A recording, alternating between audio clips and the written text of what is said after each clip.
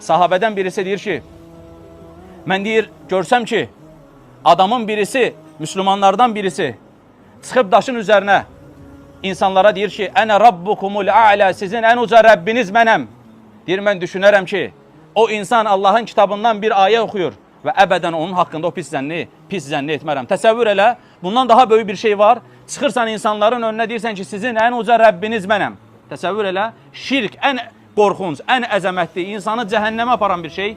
Sahabə deyir ki, düşünərəm ki, o Allahın ayəsindən bir ayə oxuyur. Yenə başqa birisi deyir ki, mən deyir, görsəm ki, qardaşımın üzərindən şərab tökülür, saqqalından şərab axır və düşünmərəm ki, deyir, o içkili bir haldadır. Düşünərəm ki, biri içkini onun sifətinə, içkini onun üzünə atıb. Təsəvvür elə bu kişilər necə qorxublar, necə qardaşlarının haqqını qoruyublar. Birisi deyir ki, biz deyir, görsək ki, içimizdən birisi xəta eləyir, üzümüzü ondan çevirərdik ki, deyir, onun xəta etdiyini görməyək. Tabinlərdən birisi deyir ki, gördüyüm zaman ki, qardaşım haram üzərindədir, günah üzərindədir, ondan üzümü çevirər, Allaha dua eləyərdim ki, Allahım, qardaşımı başqa bir yerdə mənim qarşıma çıxart və mən düşünüm ki, o görmüş olduğum adam o deyil.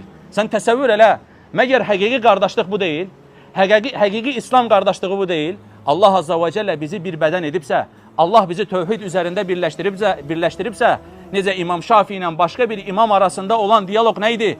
Gedir əlindən tutur, ey qardaşım deyir, Allah bizi bir çox məsələdə birləşdirmişkən, bu 2-3 məsələ mi bizi ayıracaq deyir. Təsəvvür elə, vallahi ixtilaf tarix boyu olub, amma ixtilaf eləyən kişilərin heç birisi bir-birinə düşmən olmayıblar.